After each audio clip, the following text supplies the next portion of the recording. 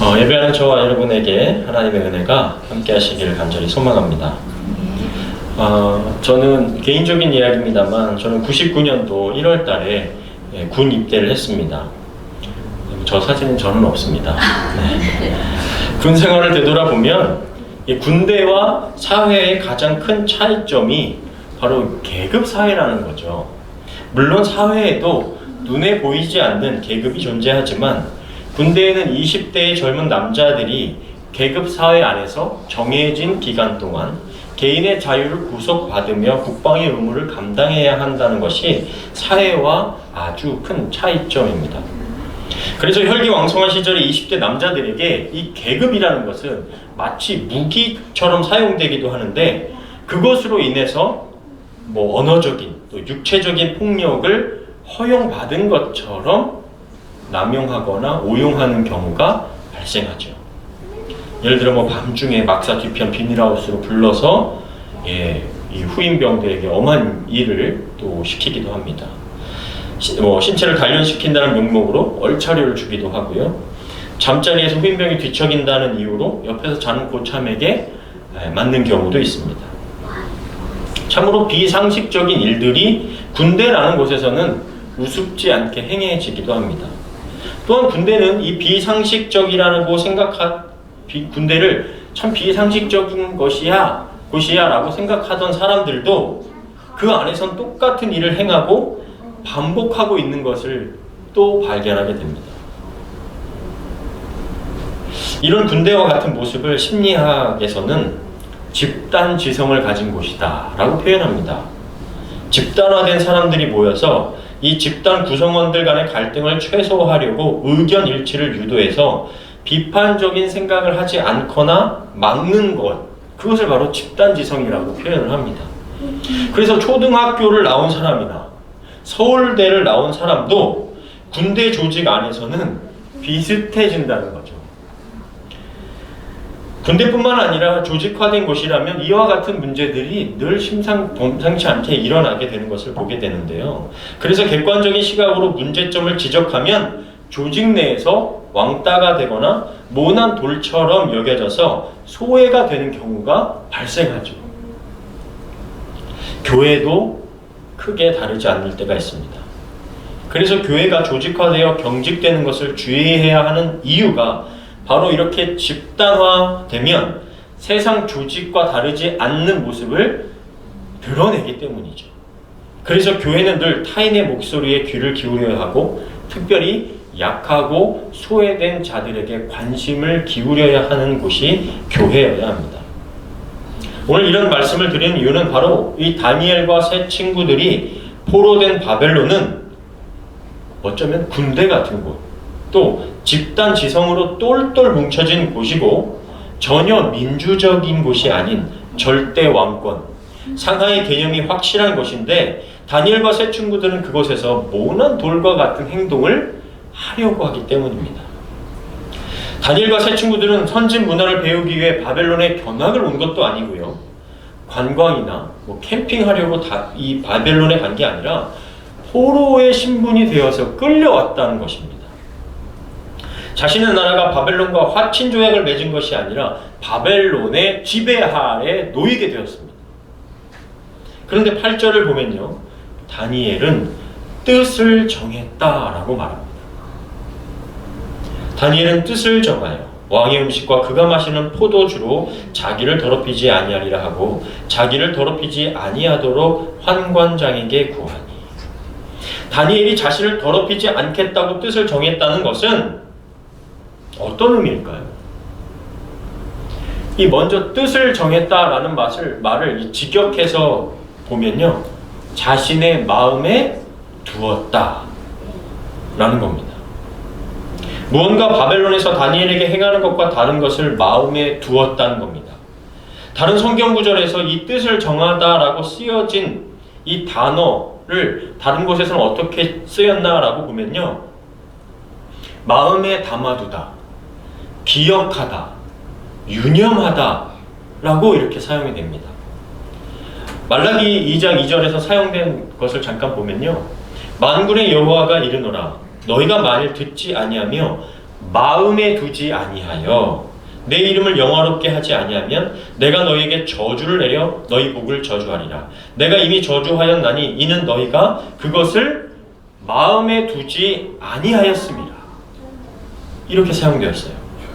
이 말씀 구약 성경의 마지막에 있는 말락이라는 곳에 있는 말씀인데 이스라엘 백성 마음속에 하나님을 두지 않음으로 저주를 받게 되었다라고 사용되었던 것입니다. 그러면 반대로 다니엘은 무엇을 마음에 지금 담았다라는 거죠. 뜻을 정했다, 마음에 담았다라는 거예요. 뭘 담았다는 것일까요? 하나님을 담았다라는 거예요. 그래서 바벨론의 포로가 된 상황이고 다니엘서 1장 5절이 알려주고 있듯이 다니엘과 세 친구들에게 주는 음식인 이 왕의 음식, 왕의 하사품을 거부하기로 뜻을 정했다라는 겁니다. 그런데 여러분, 다니엘이 뜻을 정했다라는 표현이 지금 그들이 처한 상황과 어울리는 표현일까요? 그가 사용하기에는 적절하지 않은 말입니다. 바벨론 왕 느부갓네살이 뜻을 정하여 국가에 이런 일을 반포했다. 어울리죠. 맞는, 적절합니다. 그런데 포로된 바벨론이 뜻을 정했다. 이게 앞뒤가 안 맞는 말이죠. 모순된 말이란 말입니다. 어찌 포로된 사람이 뜻을 정했다라고 할 수가 있습니까? 우리가 세상으로 상징되는 바벨론에서 살아가면서 제일 어려운 부분이 바로 우리의 신앙과 상황, 관계, 물질이 충돌할 때잖아요. 신앙인으로서 뜻을 정하지만 세상의 힘과 돈과 권세 앞에서 우리의 뜻이 마치 포로가 뜻을 정하는 것처럼 느껴질 때가 있다는 거죠. 한국에서 부목사를 할 때 신방을 다녀보면 이런 상황의 이야기들을 한국에서는 좀 적지 않게 많이 듣게 됩니다. 하나님을 신실하게 믿는 아내가 있는데 신앙 없는 남편과 결혼해서 겪는 고충들을 듣게 됩니다. 분명히 결혼할 때는 나하고 같이 신앙생활을 하기로 해놓고서는 결혼하고 나더니 언제 그랬냐는 듯이 교회 안 나가더라. 거기까지는 이해가 되는데 어떻게든 가정을 위해 기도하고 신앙 지켜보려고 하는데 남편은 교회를 못 가게까지 하고 폭력까지 쓰는 남편이 되더라 라는 거죠. 헌금을 바쳤다는 이유로, 가정을 소홀히 돌본다는 협박으로, 목사하고 너 바람난 거 아니냐며 학대하는 경우도 적지 않게 들을 수가 있습니다. 또 직장에서 불법을 행하는 것을 알게 되어서 신앙인으로서 내가 도저히 지켜볼 수 없는데 이거 내가 얘기했다가는 나는 이거 회사 잘리는 것뿐만 아니라 내 앞의 미래가 불투명하니까 난 신앙인으로서 이 직장 생활 이거 어떻게 해야 되나 라는 이런 일들이 한국에서 신앙생활 하다 보면 비일비재하게 부딪히는 경우가 많다는 겁니다. 여러분이라면 어떻게 하시겠습니까? 우리도 신앙인으로서 살다 보면 마치 다니엘처럼 신분의 차이, 계급의 차이, 나이 차이, 성별 차이로 우리가 가지고 있는 이 신앙과 부딪힐 때가 너무나도 많다는 겁니다. 다니엘은요, 회피하지 않고 정면 돌파를 하기로 선택한 겁니다. 하나님을 기억하며 뜻을 정한 것이죠. 그의 자리에서 하나님을 마음에 담고 할 수 있는 것이 무엇인가 고민하고 또 하고 기도하며 고민했을 겁니다. 그리고 왕의 하사품인 진수성찬을 거부한 겁니다. 그런데 바벨론의 음식을 거부하고 채식만 하겠다는 것은 음식이 문제여서일까요? 자신들의 그 이스라엘의 문화와 맞지 않는 음식이었기 때문에 거부했던 것일까요? 음식에 관련해서 학자들이 여러 가지 추측들이 있습니다. 모세의 율법에 기록된 대로 이 기름과 피를 먹지 말아야 한다는 그런 규례를 지키기 위해서 음식을 거절했던 거다. 왜냐하면 율법에 기록된 부정한 짐승을 바벨론과 같은 이민족들은 가리지 않고 먹었기 때문에 왕이 내리는 그 식단에는 돼지고기도 있을 것이고 비늘이 없는 몸에 좋은 장어 같은 것, 상은의 진미가 가득했을 것이기 때문에 분명히 모세의 율법을 지키기 위해서 왕의 음식을 거절했던 거다. 이런 추측을 해볼 수가 있죠. 그런데 8절 말씀을 자세히 보면요, 왕의 음식과 뭐라고 돼 있죠? 그가 마시는 포도주. 포도주는요, 이 중동 또 이 이스라엘 이 지역 웬만한 지역들은 이 물이 귀하기 때문에 포도주가 거의 이 식수나 마찬가지, 그냥 음료와 마찬가지로 우리가 생각하는 이 술의 개념이 아니라 음료의 개념이었습니다. 그렇기 때문에 포도주는 금기사항이 아니었고요. 아시다시피 가나의 혼인잔치에서 물을 포도주로 예수님이 바꾸시는 기적을 행하셨죠. 그처럼 포도주는 굉장히 실생활과 밀접한 음료였던 것입니다.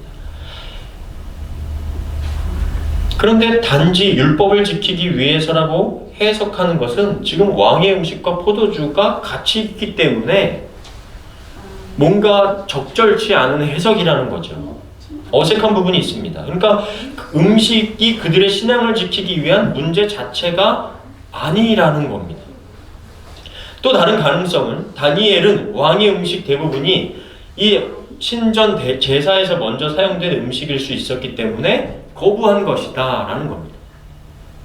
즉 우상숭배에 사용되었던 음식이었기 때문에 그런 음식이 우리들한테 하사품으로 내려오는 것이기 때문에 다니엘과 세 친구들은 우상숭배에 사용된 것을 먹지 않겠다라고 한 것이죠.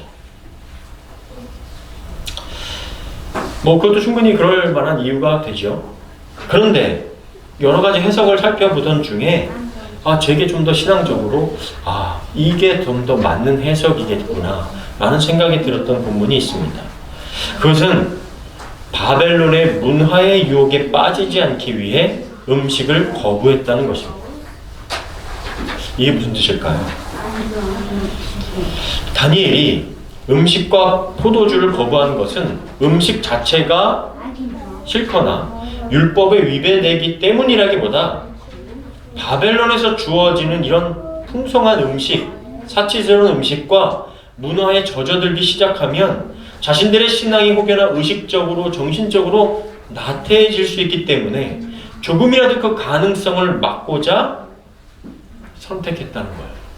즉 신앙의 순결함을, 그 순수함을 지키기 위해서 결정했다라는 겁니다.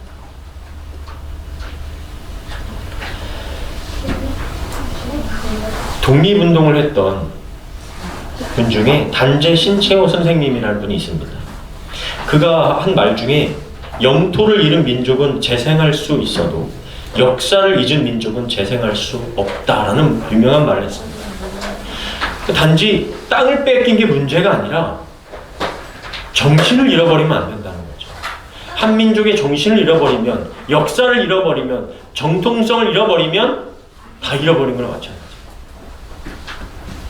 그래서 그의 일화 중에 어떠한 일제의 압박과 굴욕에도 절대 굽히지 않겠다는 신념 때문에 세수를 할 때도 이렇게 세수를 할 때 허리를 굽히지 않았다는 말이 있습니다. 똑바로 서서 세수를 했다는 거예요.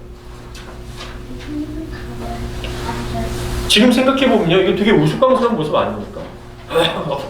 옷 다 젖고 막 이런 거죠. 한민족의 역사를 지키기 위해서 굴하지 않겠다는 신념과 정신을 지키고자 그가 선택한 방법이 바로 똑바로 서서 나는 굽히지 않을 거야 라는 자세였던 거예요.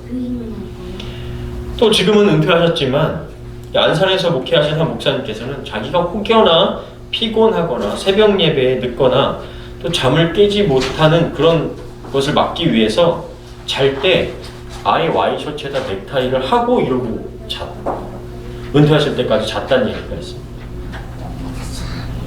이러한 모습이 저는 다니엘이 뜻을 정한 신념과 좀 일맥상통한다라고 느껴집니다.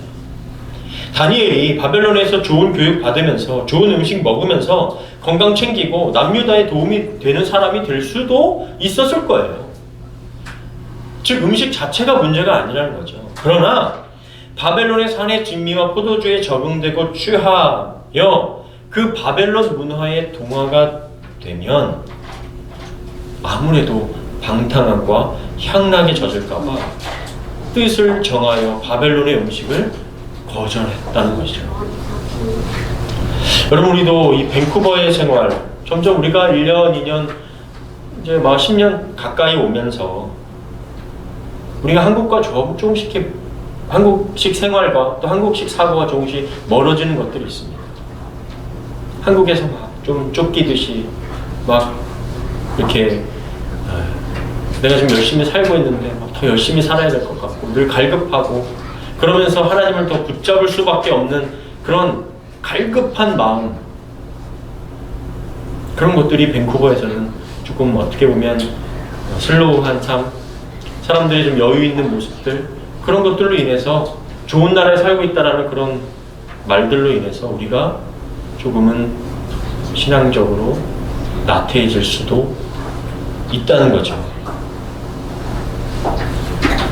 예수님께서도요, 이런 비슷한 상황에 놓인 적이 많습니다. 그 중에 한 일이 뭐냐면, 예수님의 놀라운 기적 이후에 주님은 더 많은 유혹을 받게 돼요. 여러분, 오병이어의 기적 다 알고 계시죠? 보리떡 5개와 물고기 2마리로 5,000명을 먹이고 12리 광주리가 남은 사건이잖아요. 이 기적 뒤에 사람들의 배를 채우신 예수님의 인기가 막 올라가요. 드디어 메시아가 왔구나. 드디어 우리를 이 로마에서 구원해줄 왕이 왔구나 하면서 그냥 사람들이 예수님을 막 쫓아다니는 거예요. 요한복음 6장 14절부터 15절인데요. 예수님 이 기적을 보고 사람들은 이분이야말로 세상에 오실 바로 그 예언자이시다 하고 외쳤다. 예수님은 그들이 강제로 자기를 잡아 그들의 왕을 삼으려 한다는 것을 아시고 어디로요? 혼자 다시 산으로 올라가셨다. 주님의 행하신 기적 때문에 사람들 신이 났죠. 그리고 강제로 주님을 잡아가지고 우리 왕이 되어주십시오 한 거예요. 일반 사람들이라면 어떻게 반응했을까요?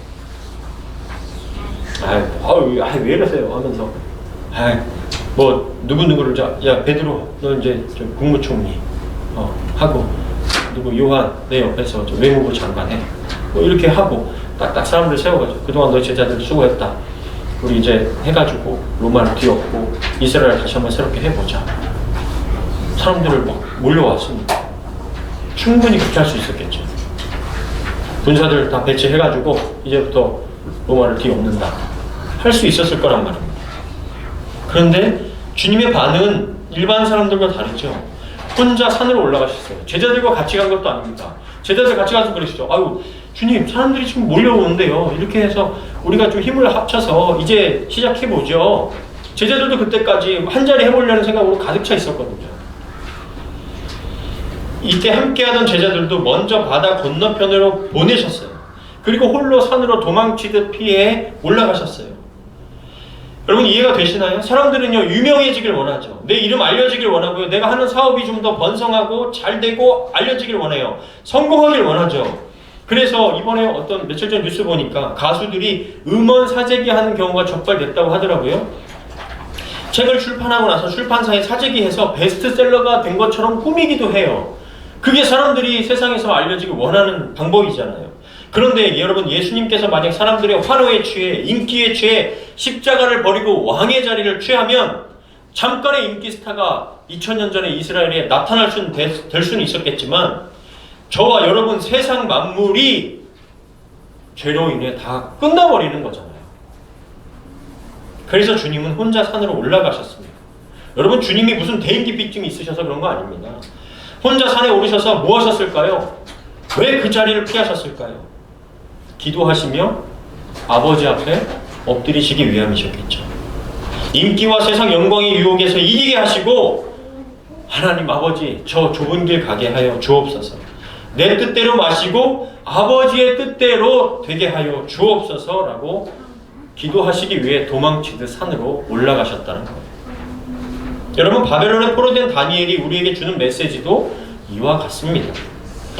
다니엘이 환관장에게 도와달라고 간청하지만 여러분, 환관장은 누구의 말을 들어야 하는 사람이죠? 느부갓네살 왕의 명령을 따르는 사람이에요. 다니엘이 무슨 말을 해도 그 말에 흔들릴 필요가 없는 사람입니다. 그러면 더 나아가 남유다에서 포로로 끌려온 사람들에게 느부갓네살 왕이 가진 뜻은 무엇일까요? 그들에게 어떤 마음으로 음식을 주고 교육을 주고 좋은 옷을 하사한 걸까요? 바벨론의 문화에 완전히 동화되어서 바벨론에 필요한 사람이 되라는 것이 그들이 정한 목표잖아요. 환관장이 이걸 몰랐을까요? 다니엘과 그의 친구들이 이것을 몰랐을까요? 너무 잘 알았을 거예요. 그리고 그 뜻에 복종해야 하는 위치가 지금 다니엘과 세 친구들이 처한 위치란 말입니다. 그런데 다니엘과 세 친구들이 더 중요하게 여긴 건 뭘까요? 느부갓네살 왕의 뜻이 아니라 하나님의 뜻이 무엇이냐를 더 두려워하고 마음에 두었다. 뜻을 정했다라는 겁니다. 하나님의 자녀로서 순전하게 살기로 뜻을 정하고 그 하나님의 마음을 내 마음이 되게 했다는 것. 순결한 하나님의 자녀로 사는 것을 바벨론에서 산의 진미로 풍족하게 살며 적응하며 사는 것보다 더 귀하게 여기기로 했다는 겁니다. 바벨론과 남유다의 눈에 보이는 전쟁은 바벨론의 승리로 끝이 났지만 눈에 보이지 않는 영적인 전쟁은 아직 끝이 나지 않았고 다니엘과 세 친구들은 그 영적 전쟁에서 승리하기 위해 한 걸음씩 나아가고 있는 거예요. 바벨론에 포로된 것과 같은 저와 여러분은 어떠신가요? 바벨론에 포로된 세상에서 순결한 하나님의 자녀로 살기 위해 내가 좀 애를 쓰고 또 뜻을 정하기로 한 것이 있으십니까? 아니면 여러 가지 이유와 핑계로 여러 자기 합리화를 하며 바벨론과 적당히 타협하고 있지는 않으신지. 저도 말씀을 준비하면서 개인적으로 다니엘의 모습을 보면서 참 부끄러움을 많이 느꼈습니다. 하나님 앞에서 믿음을 지키는 일에 이민교회 목사라고 적당히 타협한 것들이 있지는 않은가. 다른 것보다 목회에 방해되지 않게 일한다고 하지만 물질 때문에 혹시 내가 좀 소홀히 한 것은 없는가. 좀 제 머릿속에 도는 그런 생각들이었습니다. 다니엘이 뜻을 정했다는 말씀을 보면서 또 하나 좀 기억해야 할 것이 있는데 바로 9절 말씀입니다. 하나님이 다니엘로 하여금 환관장에게 은혜와 긍휼을 얻게 하신지라. 우리는 이 말씀과 반대로 할 때가 많습니다. 하나님, 제가 좀 이거 잘할 수 있게 길을 열어주세요. 은혜를 베풀어 주세요. 환경을 만들어 주세요. 그런데 믿음으로 사는 삶은요, 그것과는 반대입니다. 하나님께로 내가 뜻을 정하면 하나님께서 길을 열어주시고 은혜를 베푸시기 시작합니다. 하나님은 우리의 믿음의 행함을 먼저 요구하실 때가 있어요. 어떻게 결정하나? 어떻게 네가 나를 향하여 선택하나를 보시기를 원하신다는 거죠. 여러분 그런 데 있지 않아요?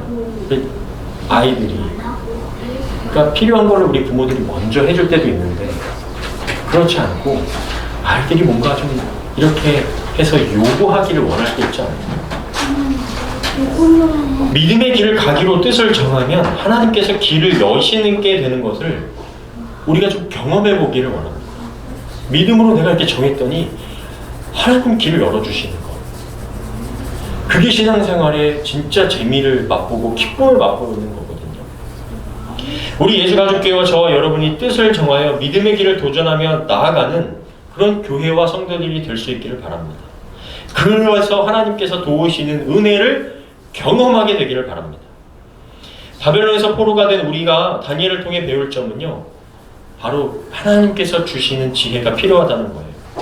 다니엘은 환관장에게 무조건 음식을 거부한 게 아니에요. 그러면 얘기가 안 되겠죠.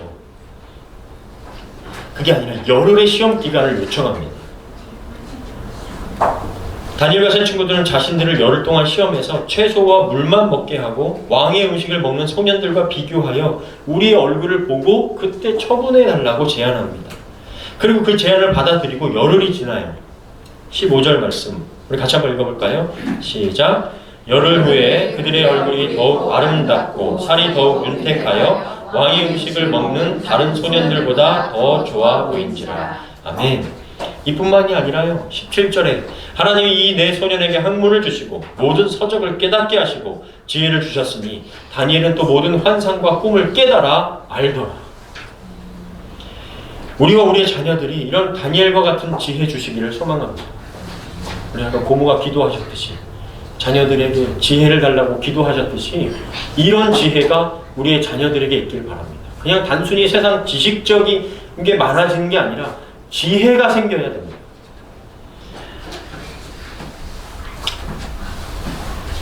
(19절) (20절인데요) 왕이 그들과 대면하여 이야기해보니 다니엘과 하나냐와 미사엘과 아사랴가 다른 소년들보다 무수하였다. 그래서 그들이 왕을 섬기는 자들이 되었는데 왕은 그들에게 무슨 문제를 물어도 그들의 지혜와 총명이 그 나라의 어떤 마술사나 점성가보다 10배나 더 낫다는 것을 알게 되었다. 아멘. 이와 같은 말씀을 보면 너무 부럽기까지 하죠. 그럼 모든 것을 뒤로 하고 주여 주여 하여 기도만 하면 될까? 저는 가만히 기도만 하면 된다고 말씀드리고 싶지 않습니다. 다니엘과 이 세 친구들이 기도만 하고 있진 않았을 거예요. 바벨론의 학문 섭렵하고 모든 책들을 읽고 열심히 학문을 팠던 거죠. 신학교에 유명한 일화가 있습니다. 신학교 교수님이 시험 문제를 제출했는데 공부를 안 한 신학생이 답을 전혀 모르겠는 거예요. 그렇다고 빈종이 낼 수는 없고 그래서 답을 이렇게 적었죠. 하나님은 다 아십니다. 이렇게 적어낸 거예요. 그리고 성적표와 시험지를 다 받았는데 F학점을 받고 교수가 보니까 말이 안 되잖아요. F학점 준 거죠. 되돌려 받은 시험지에 이렇게 교수님이 적어 놓았습니다. 하나님은 100점, 너는 0점. 그렇습니다. 우리가 어떤 노력도 없이 기도만 하면 다니엘처럼 되는 게 아닙니다. 여러분이 보시기에도 다니엘의 자세가 믿음만 기도만이 아닙니다.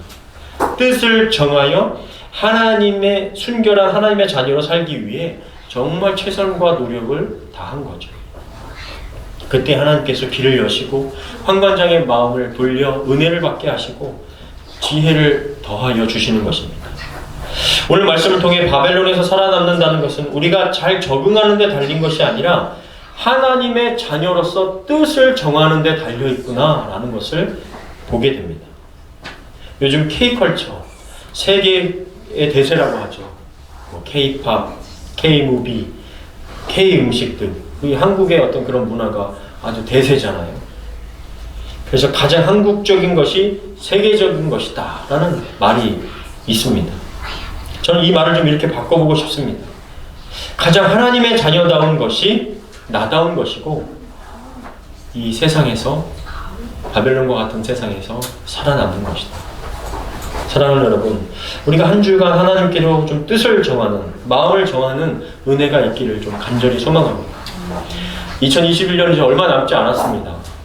이 기간 동안 내가 좀 하나님의 말씀을 좀 더 어디 부분이라도 정해서 좀 더 내가 진지하게 좀 읽어볼까? 기독교 서적 좀 이렇게 좋은 책을 좀 내가 한 권을 좀 올해가 가기 전에 읽고 내 마음을 좀 하나님께로 좀 정하면 어떨까? 기도 시간을 좀 내가 10분이라도 20분이라도 시간을 정해서 내가 좀 하나님 앞에 드리는 시간이 있으면 좋겠다 하고 올해 가기 전에 하나님께 좀 뜻을 정하셔서 하나님께 좀 올려드릴 수 있는 그런 믿음의 결단이 저와 여러분들에게 있으시기를 주님의 이름으로 간절히 축원합니다. 아멘.